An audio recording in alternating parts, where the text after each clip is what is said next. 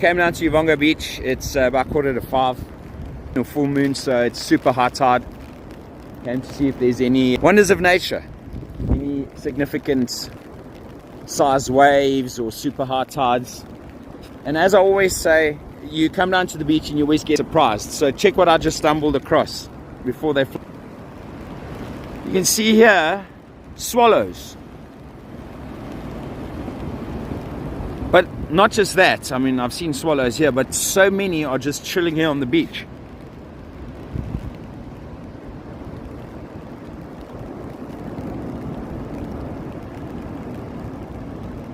Any ornithologists out there, I would appreciate your comments. It does look like swallows, so they're all just resting here on the beach. But thanks again, guys. 30,000 subscribers today.